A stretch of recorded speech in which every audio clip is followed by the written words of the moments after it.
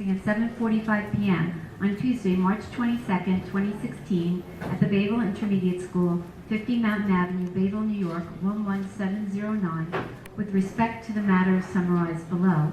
Proposed Local Law 2016-1, a local law to add the definition of the term Seaside Inn to Section 80-3 of the Village Code of the Incorporated Village of Bayville as a commercial establishment managed by the property owner where overnight lodging is provided to temporary lodgers in one or more guest units for compensation for no more than 30 consecutive calendar days.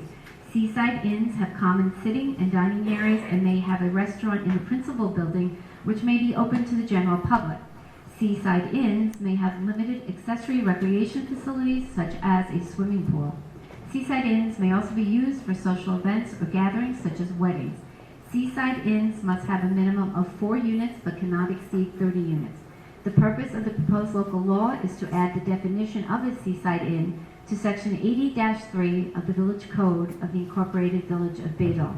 Persons who may suffer from a disability which would prevent them from participating in said hearing should notify Maria Alfano Hardy, Village Clerk Treasurer, at 516-628-1439 in sufficient time to permit such arrangements to be made to enable such persons to participate in said hearing. By order of the Board of Trustees, Incorporated Village of Bayville, Maria Alfano Hardy, Village Clerk Treasurer. Mayor, for the record, I have affidavits of publication and posting.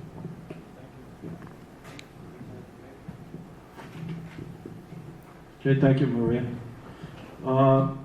Next up is Maximilian A. Stock. He's a Vice President of Turner Miller Group.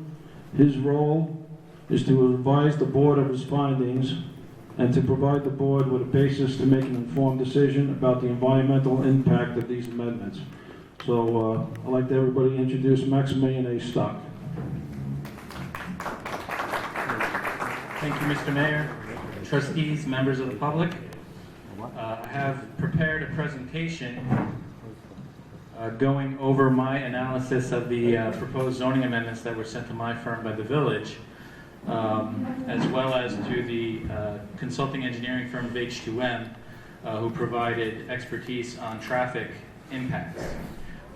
If it's all right with you all, I'm going to actually sit down so that you guys can see the screen a little better. So, as the mayor said, I am Max Stock. I'm from Turner Miller Group, a firm that has provided planning and environmental services to the tri-state area for about 30 years. I'm a member of the American Institute of Certified Planners. I have 18 years experience personally in providing planning and seeker advice on Long Island and throughout the lower Hudson Valley. Before we get started as to what's proposed in particular tonight, it's useful to go over in general what zoning is. Zoning is a way that a community regulates land use within its boundaries. It controls what type of uses can go where and how big structures can be built, how far they have to be set back from the road, how many parking spaces must be provided for a certain amount of area, floor area. It does this by establishing zoning districts, discrete areas of the village that allow some uses and exclude other uses. Most of Bayville is in a residence district, and that might be a little confusing because there are some uses historically that have predated the zoning that are in residence districts, but the following map shows the residence districts, which are all the colors except pink here, and the business district, which is the only area being impacted by the proposed zoning tonight, which is the pink areas on this map here. The intent of the proposed law was to provide for a seaside inn use in order to provide revitalization to vacant properties and to enliven the village's business zoning district. Currently, no overnight accommodations are permitted anywhere in the village of Bayville. The laws are divided into 2 local laws. The first establishes what a seaside inn is, And we'll go over that in just a second because that's very important and critical to the environmental review. And the second local law establishes that they will only be permitted in the business zoning district, which means they'll be excluded from any other zoning district. So the definition of a seaside inn, which Maria had just read, establishes three very important factors that help to control environmental impacts. The first is that it needs to be managed by the property owner. And this is critical because it will preclude larger chain hotels, motels from coming into the villages. The seaside inn will have to allow for guests to stay no longer than 30 consecutive calendar days.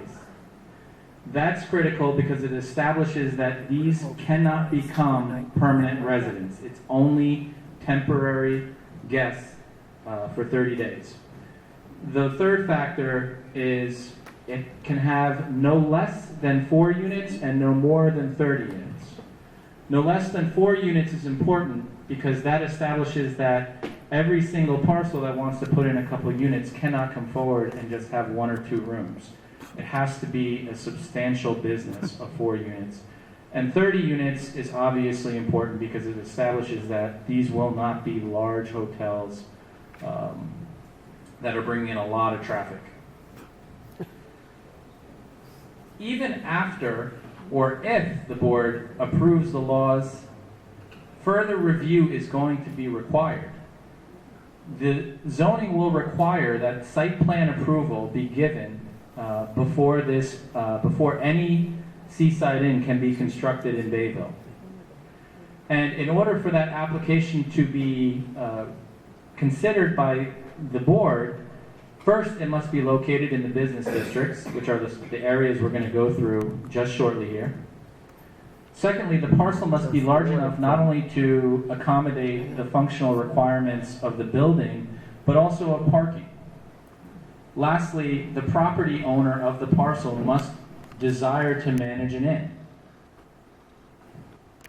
As a permitted use under zoning, before any site plan approval can be granted for a future seaside inn under this zoning, another public hearing must occur.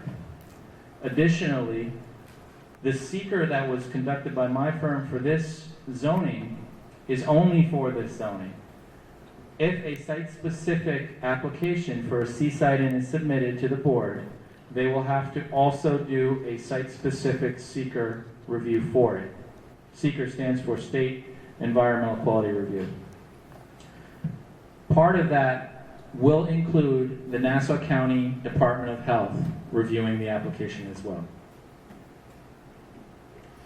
This is the first area that would be eligible technically for a seaside inn under the zoning. This is the Ludlam Avenue Business District. It goes from Bridge Marina up to Bayville Avenue along both sides of Ludlam Avenue. When we looked at where seaside inns could go, this was not an area we believed a seaside inn would be likely to go. However, SEEKR, the State Environmental Quality Review, requires that we take a hard look at all possible impacts. So we had to look at this area parcel by parcel and ask whether or not a seaside inn could be reasonably expected to locate here. After our analysis, we determined that it would not likely locate here. The next area we looked at was the Perry Avenue Business Zoning District. This is a small business zoning district along both sides of Perry Avenue, just south of Bayville Road. This is essentially the parcel right in front of IGA and off just to its east, the other parcel across the street, across Perry Avenue. Again, it's very unlikely that a seaside inn would locate here. However, based on SEEKR, we felt we had to consider it a possibility that one inn could locate here. The last area that we looked at was the Stan's Business Zoning District. This is the area in purple on that map. And this is the most likely location that a seaside inn would locate. And based on our analysis, there were actually several properties where they could potentially locate. It's unlikely that you'll get more than one seaside inn based on market. However, based on seeker and the requirements of state environmental quality review, we have to disregard that and look at all possible locations. And we'll get to that in just a second. The first step that the board took when it received consideration of the zoning amendment was it had to declare lead agency. This is the only board that can act as lead agency on this action.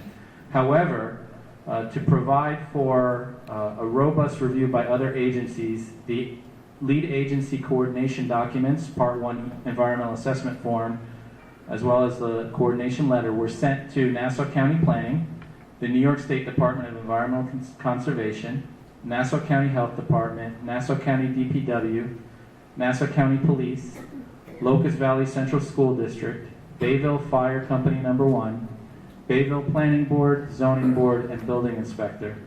And all these agencies were afforded at least 30 days to comment. In fact, they were afforded beyond 30 days. Additionally, after the environmental assessment form was completed and mailed to all those agencies, we went through and provided a coastal assessment form reviewing the consistency of the zoning with the village's local waterfront revitalization program, which is a plan that controls what you can do in the coastal area of the village, and that's on file with the village. Additionally, the law was referred to Nassau County Planning for their GML 239 review, and that came back for local determination, which means they did not require any changes to the laws as proposed. State environmental quality review requires zoning amendments that are going to impact over 25 acres to undergo a seeker review. This seeker review requires assessment of the reasonable worst case scenario. The standard is often made it should be a hard look at the environmental impacts that can occur. The next step of this was to prepare a part 2, which is a checklist in which impacts are listed, and if there's a likelihood that they could be impacted, you check them off. And based on our review of that checklist, we did identify a potential for seaside inns to result in traffic impacts. Based on this, we went a step further and we took a harder look at what kind of traffic impacts could occur. And in order to do this, we prepared what's known as a Part 3 environmental assessment form. It considers any and all parcels where a seaside inn could locate, regardless of likelihood. Overall, we identified 9 tax parcels that could, in fact, support the development of the seaside inn within the business zoning district. We looked at what type of traffic impacts were likely if all of these parcels were used for seaside inns. Here are the parcel numbers of the parcels that were considered. The lot sizes are 3 acres. They total 134,979 square feet. And the first step in considering how many rooms of hotel that could be accommodated is to lower that into a usable lot size, which is a deduction of 80% to account for environmental constraints, lot configuration, setbacks, and yards. Here's a map of the area. This is the stands district, and these are the lots in the stands that are eligible under seeker for seaside inn. Again, this is not saying that all of these parcels are likely to get a seaside inn. It's that seeker requires us to consider what would happen if these parcels were redeveloped or developed for hotels. Here's a vacant site that would be eligible. Another vacant site. So in order to go through the impacts and identify the impacts, we had to consider 2 scenarios because the zoning does allow for an accessory quality restaurant. So the first scenario is what would happen if these parcels were developed only for seaside inns. The second scenario is, what if a property owner wanted to do a restaurant along with their seaside inn? So the first step was to reduce the lot size to account for environmental constraints, lot efficiencies, and required yards. Additionally, we accounted for the zoning definition that said there could be no more than 30 rooms per application. Then we looked at the maximum building height of 2 stories. We considered the parking requirement, that is going to be 1 parking space per 200 square feet of floor area. And we looked at the likely parking requirement for the restaurant based on IPE numbers. And based on these assumptions, we translated the lots into conceptual build-outs. And based on our analysis, we found that these 9 lots, if developed only for inns, could accommodate 116 hotel rooms. I'm sorry, seaside inn rooms. These seaside inn rooms, if you had a restaurant with them, could accommodate 102 rooms and 236 restaurant seats.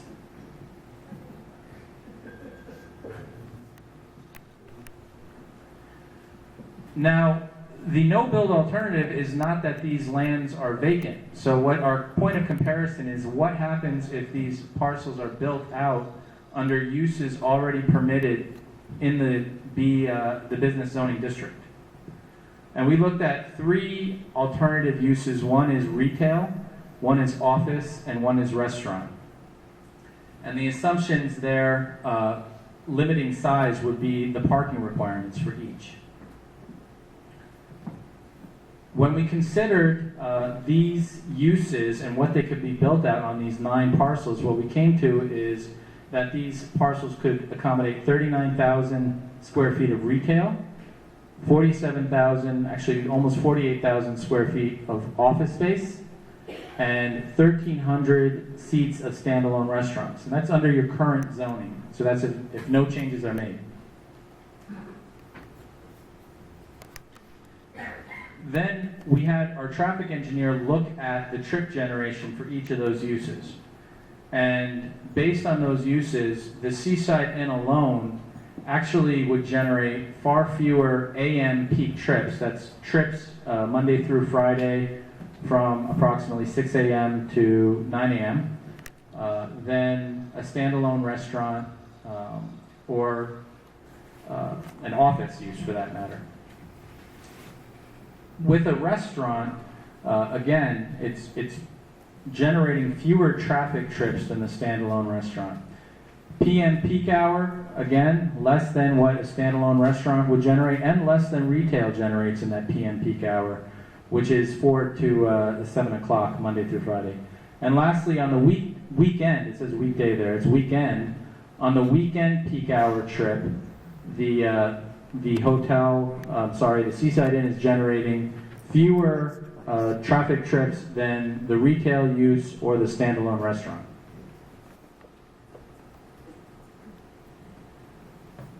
So, based on our analysis, we found that the zoning does not result in significant impacts.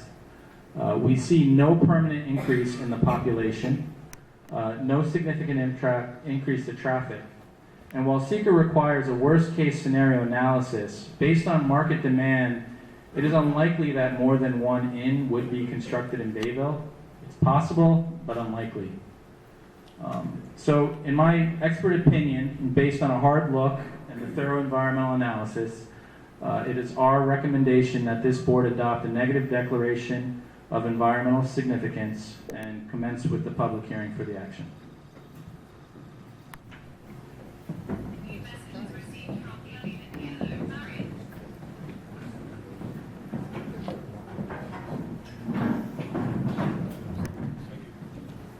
Thank you, Max.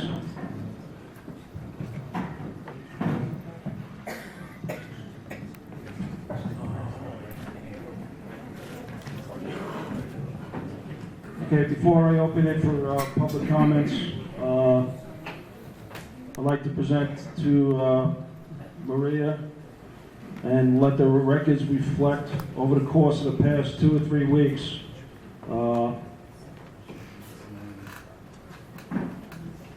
members of the community, approximately 106, have sent emails to the village in support of the zoning changes. So I'd like to incorporate those into the public record. I'm not going to read what people emailed, but just to summarize, out of the 106 emails received, I just tried to summarize a couple of points. People thought it was an economic development to the community. It's reasonable, sustainable growth. It will help support the 2 catering halls. A means of promoting patronage of local restaurants, shopping, museum, and waterfront facilities. It provides an alternative form of accommodations which are short-term and temporary. Like I said, it provides temporary lodging to the traveling and vacationing public. It's a source of income to operators and other businesses, and it's an attraction to keep guests in the area for a longer period of time. And the primary one was to help support existing businesses. So with that, I'd like to ask any of the board members if they have any comments before I open it up to the public.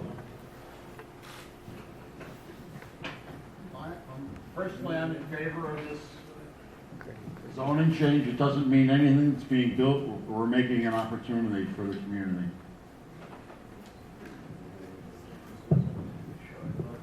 I'm going to let you know that I am against it. I know there's no clause needed. I don't see the benefit to 2,500 homes to go this route. Okay, this benefits only a certain few. And now I'm a homeowner on Bayville Park Boulevard, and I do not want to see this at the end of our road. Okay? This doesn't say that properties in the future can be rezoned as business, and then this, what we're doing is taking the control away from the board of determining what happens to the village. We're spot zoning here right now, but it can change. They could turn around and say, okay, now the property where UCP is, okay, that's a business, that is now commercial. So now Mr. Pinkerton is going to have 30 units next to him. It's absurd. It does not do anything for the community as a whole. Okay? It's harder to make a decision against few than it is to join together and make the right one. And that's my opinion.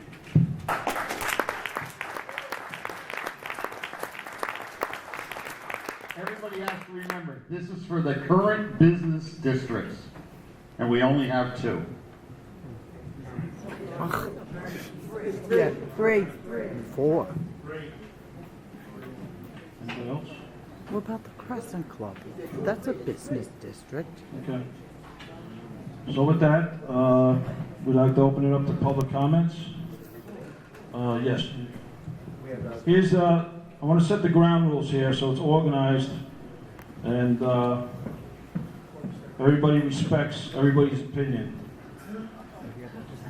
You're allowed to, you'll be permitted to come up and speak for 3 minutes on one of the local laws. You can come back a second time and speak for 3 minutes on the other local law if you desire. So we'll read out the cards. Please be courteous to the speakers.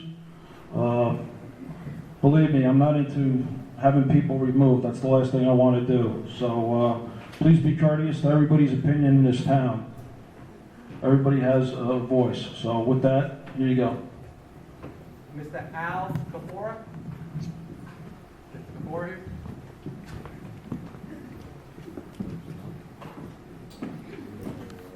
Thank you. Could you, before, would you mind just speaking at the podium, and if you could just face the board? Would you mind just facing the board instead of the audience? I'm sorry. Right, good evening. I'm here in support of the Seaside Inn. Frankly, unlike one of our board members, I'm tired of seeing a pile of dirt at the end of Bayville Park Boulevard with a chain link fence around it. And the property across the street from it, which is just a barren lot with a chain link fence around it. For so many years, we had a restaurant there that created traffic and probably is the best-known landmark in Bayville. And since that has gone out of business, that property has been an eyesore. And developing it this way is better than allowing it to continue in its present state. And I would suggest that the people that are not in agreement with this are not facing the facts of reality, because there aren't many things that could be built on that property. Thank you. Rory Cohen? Rory Cohen?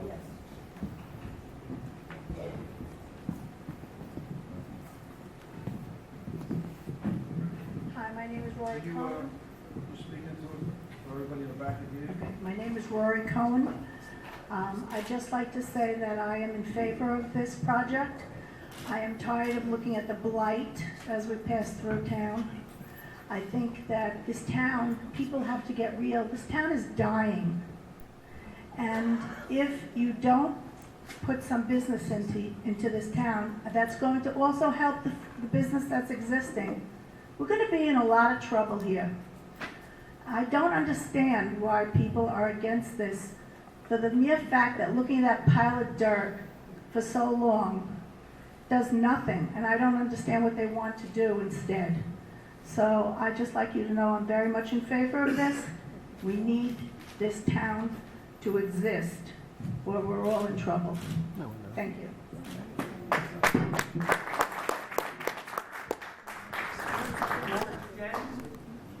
George, Jen? You didn't check off the body, so you want to speak on one local or two? Just the one. No problem. I'll check it off. Yes, I'd also like to speak. People in the back, I'm sorry. I'd like to also speak in favor of the law.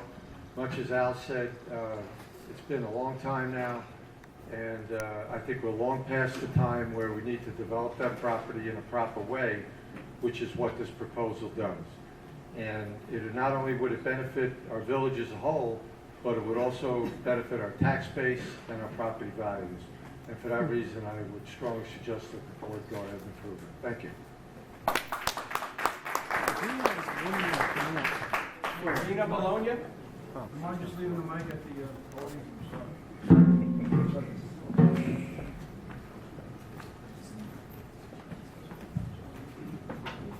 Rita Bologna, Godfrey Avenue.